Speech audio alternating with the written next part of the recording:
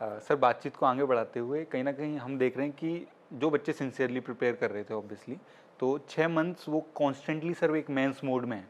4 mains दे चुके हैं, बीच में सेकंड वेव भी आ गई। तो अब वो क्या वो मेंस मोड में होता है सर, वो मेंस के ये एग्ज़ाम्स दे रहे हैं, मेंस पॉइंट ऑफ व्यू से नोट्स पढ़ रहे हैं, उसी की मतलब प्रैक्टिस कर रहे हैं। तो सर अब उनके लिए जो ट्रांज़िशन है कहीं न कहीं कि अब मेंस से एडवांस का ट्रांज़िशन, तो सबसे पहला क्वेश्चन तो सर आप हमारे ऑडियंस को एक बार ये बताइए कि सर मेंस और एडवांस की फंडामेंटली कहाँ पे डिफ़र करते हैं उनके एग्ज़ाम्स, या जिस वे में वो लोग क्वेश्चंस पूछते हैं, आपको टेस्ट करते हैं, तो वो लोग कहाँ पे डिफ़र करते हैं और बच्चे इस चीज़ के प्रति अपने आप को कैसे प्रिपेयर कर सकते हैं? क्योंकि बहुत बच्चे ट्रांजिशन में बहुत टाइम ले लेते हैं, उनको 10-15 दिन तो इस ट्रांजिशन में ही लग जाता है कि अब भाई मेन से एडवांस की प्रिपरेशन कर रहे हैं। अच्छा क्वेश्चन है।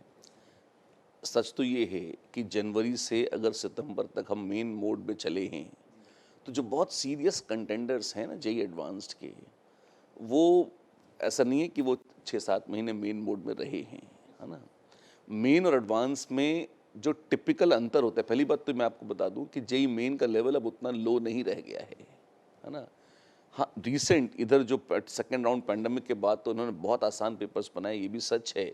पर अगर हम पहले के या पिछले 2 साल का ट्रेंड देखें, तो जेईई मेन और जेईई एडवांस में रैंडमली ही सही पर वो अच्छे बढ़िया क्वेश्चंस इस तरह से पूछ लेते हैं कि अगर आपने एडवांस्ड लेवल तक की तैयारी ढंग से नहीं करी है, तो मेन भी आपका ढंग से नहीं निकलेगा, अगर आपको अच्छी परसेंटेज चाहिए तो, है ना?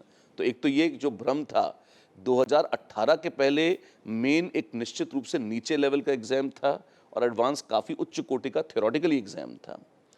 अब वो मर्यादा तो नहीं है, आपको तैयारी तो पूरी ही करनी पड़ेगी। तो अगर बच्चे ने ढंग से तैयारी करी है, तो उसने पढ़ा तो एडवांस लायक होगा, मेन की तैयारी में भी, which is a good thing. सबसे बड़ी चोट जो होती है एडवांस में, वो होती है 1 और मोर देन 1 करेक्ट आंसर्स के कारण। क्यों? वो खूनी होते हैं।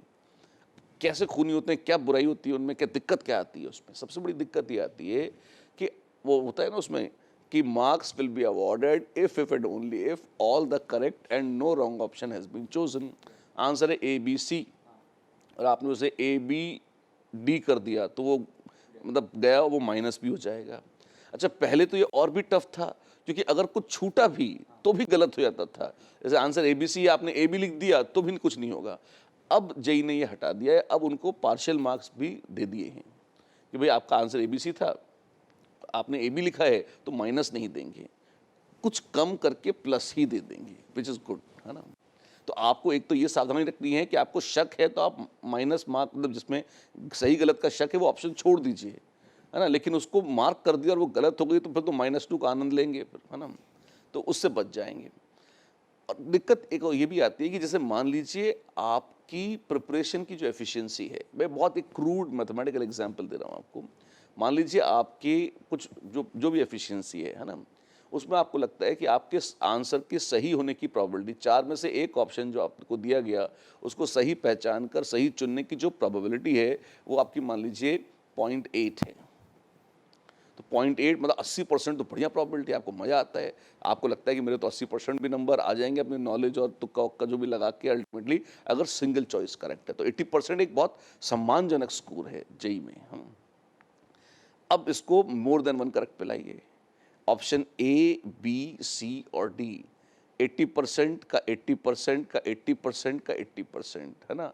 नाउ 0.8 इंटू 0.8 इंटू 0.8 इंटू 0.8 करेंगे तो ये लगभग 0.4 तक पहुँच जाता है।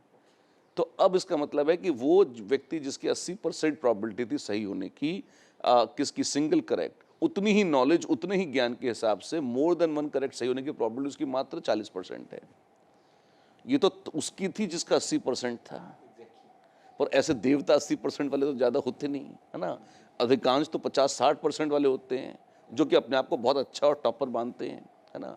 तो अगर आपकी ऑलरेडी 50% थी तो 50% का 50% का 50% का 50%, ये कितना बचता है? आप देखें, ये टेंडिंग टू ज़ीरो हो जाता है ना? 6% बचता है मुश्किल से।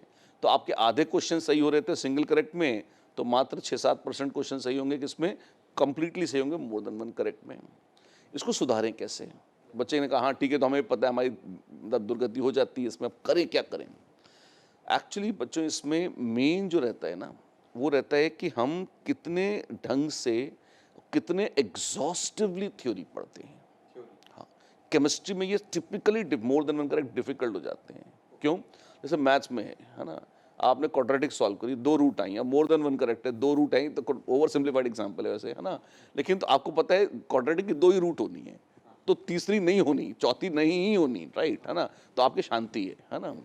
तो जब तक वो ओपन एंडेड थ्योरेटिकल टाइप का क्वेश्चन नहीं है, तब तक वो उतना पेन नहीं है ना? लेकिन जब हम केमिस्ट्री की बात करते हैं, स्पेशली ऑर्गेनिक की, इनऑर्गेनिक की, जब हम थ्योरेटिकल केमिस्ट्री और फिजिकल में भी, JEE loves asking theoretical physical chemistry which is like deeper, है ना? तो हर ऑप्शन एक फाइट है, कुछ भी हो सकता है उसमें, फिक्स नहीं ए बी सी डी 4 3 2 1, कुछ भी सही हो सकता है, वी डोंट नो, है ना? तो जब तक आप बहुत एग्जॉस्टिवली किसी चैप्टर को नहीं पढ़ेंगे और अपनी एफिशिएंसी को एटलीस्ट उस चैप्टर में बहुत पीक पर नहीं ले आएंगे, तब तक आपके मोर देन 1 करेक्ट सही नहीं होंगे। तो अब आप कहेंगे एक ही महीना बचा है, अब हम क्या करें? जान दे दें? नहीं, जान वान देने की जरूरत नहीं, बहुत कीमती होती है जान, है ना? आपने तो, और अफगानिस्तान वालों को देख लो, बदल जाएगा, है ना? तो अब आपने क्या करना है, आपको पूरे 100 चैप्टरों का जो सिलेबस है उसको नहीं आप समेट सकते हो, तो आप अपने हाई स्कोरिंग और बड़े फेवरेट चैप्टर्स को सेट करो। जो भी आपके हाई स्कोरिंग और फेवरेट चैप्टर्स हैं उनको आप सेट करो, और सेट करके एक एक करके, जैसे आप बॉन्डिंग है, कोऑर्डिनेशन है, सबसे पहले इनको लो और वहाँ से इसको कंटिन्यू करो, तो ये काम बढ़िया हो जाएगा। बिल्कुल। और स्पेसिफिकली सर, आप भी ऐसे कभी कभार टिप्स देते थे कि जैसे भाई मेंस के जो था ना, जो मैंने बोला मेंस मोड, तो इससे निकलने के लिए जैसे स्टार्टिंग प्रिपरेशन की स्टार्टिंग में सर एक एडवांस का पेपर फुल सिलेबस टेस्ट। हाँ, हमेशा इफेक्टिव रहता है। पुरानी खुमारी उतारने और नई चढ़ाने के लिए सबसे पहले तो एक टेस्ट दे दो। उस बच्चे कहते हैं नहीं नहीं हम प्रिपरेशन करेंगे फिर देंगे, पोल जाए, कोई पोल नहीं है, आप ही तो हो, आपने देखना है, आपने समझना है। तो सबसे पहले एक टेस्ट दे दीजिए, जो हो। सबसे बुरा क्या होगा, -10% नंबर आ जाएंगे, इससे नीचे तो नहीं जाएंगे ना, -20%, -∞% आ जाएंगे, ऐसा इतना भी नहीं होता है ना। जो है सो है, आपको आंखों से जैसे ही दिखेगा कि यार मेरे नंबर, मैं तो इतने सोचता था कि मैं डिजर्व करता हूँ और इतने ही आ रहे हैं, तो जो उससे जो एक झटका लगता है आपको, वो आपको पुश करता है। और यहाँ पर एक इम्पॉर्टेंट बात और है, जेई एडवांस का जो दूसरा जो किलर पोर्शन है वो है कि ये 6 घंटे का होता है। पहले 3 घंटा, फिर ब्रेक, और फिर दूसरा 3 घंटा। ट्रेडिशन ये है कि पहला पेपर जो होता है वो टफ होता है और दूसरा पेपर आसान होता है। जेई एडवांस में हमेशा ये आता है, देखोगे आप। और तब भी अगर बच्चों से आप पूछोगे, उनकी स्कोरिंग की ऑन एन एवरेज बात करोगे, तो पहले पेपर में जितनी स्कोरिंग होती है उसकी आधे से भी कम दूसरे में होती है। आसान पेपर में स्कोरिंग आधे से भी कम क्यों रह गई? क्योंकि वो ख़त्म हो जाते हैं एक पेपर दे देते, उनकी मानसिक ऊर्जा समाप्त हो जाती है, वो एग्जॉस्ट हो जाते हैं, उनको लगता है फेंको, ऐसे जाओ, करना ही नहीं है मुझे, मैं कर ही नहीं सकता, है ना? इस तरह के वो मोड में आ जाते हैं। तो मेंस और एडवांस का एक बहुत बड़ा डिफरेंस ये है कि आपको पूरे 6 घंटे तक अपनी मेंटल एनर्जी को सस्टेन करके रखना है। तो आपको उसकी प्रैक्टिस भी उस हिसाब से ही करनी होगी। और बच्चे तो बहुत सारा पढ़ते हैं जेई के लिए, 6 घंटा उनके लिए कोई बहुत बड़ी बात नहीं है। लेकिन अगर मन में ये भावना रहती है ना, ओहो ये भी करना पड़ेगा क्या, अरे अगला पेपर भी है क्या, अरे मेरे साथ ही क्यों ना था, अरे सबके साथ यही हो रहा है यार, और तुम्हारा तो 6 घंटे का है, हमने जब जेई दिया था तो 12 घंटे का होता था, 3-3 घंटे के 4 पेपर होते थे। उसको देख लो कि अपन उससे तो अच्छे ही हैं, कम से कम 6 घंटे में सलट गए, हमारा तो 2 दिन रहता था, 3-3 घंटे 4 बार, है ना? तो यू शुड बी हैप्पियर। तो अगर प्रैक्टिस करके अपनी मेंटल एनर्जीज को सस्टेन कर पाएंगे तो दिक्कत नहीं आएगी। हाँ, जिन बच्चों को दिन में सोने का अभ्यास है उनको बहुत दिक्कत आएगी, और दुर्भाग्य से अब उसमें कुछ हो भी नहीं सकता। क्यों? क्योंकि अगर अभी तक आप दोपहर में सोते आए हैं तो आपको जेई के सेकंड पेपर में हल्की सी खुमारी आएगी, इसकी बहुत संभावना है। आप अपने क्लाइमैक्स पे नहीं रहोगे प्रॉब्लम सॉल्विंग एबिलिटीज़ के। तो थोड़ा बहुत अगर उसको अभी चेंज कर सकते हो तो कर लो, although 1 month is quite a short period to actually adjust your sleep cycle, no doubt. तो कहीं ना कहीं अगर मैं पॉइंट्स को कंक्लूड करूं तो सर ने मेजर जो एक डिफरेंस कहीं ना कहीं बताया एडवांस मेंस में, बहुत लोग इसको मिस कर जाते हैं। लोगों का एक रेगुलर एडवाइस क्या रहती है कि भाई मेंस क्या होता है, विड्थ कवर करता है, एडवांस डेप्थ कवर करता है। सर ने यहाँ पर एक बहुत पॉइंट रखा है कि भाई मेंस का पेपर 3 घंटे का होता है और एग्ज़ाम कहीं एडवांस का जो एग्ज़ाम होता है वो कहीं ना कहीं ऐसा नहीं 3+3 6 घंटे का ही होता है। सिर्फ बीच में जो 2 घंटे होते हैं ना, वो भी कुछ बहुत ज़्यादा ऐसे नहीं होते कि आप बहुत रिलैक्स कर रहे होते हो और बहुत कूल माइंड से होते हो। तो कहीं ना कहीं वो 8 घंटे आपको एटलीस्ट अपनी एनर्जी को मेंटेन करके रखना है और अपने टेम्परामेंट को लूज़ नहीं करना है। तो ये पॉइंट सर ने कुछ रखे, बाकी टिप्स भी दी सर ने किस तरीके से आप उस ट्रांजिशन को सक्सेसफुली कर सकते हैं, राइट?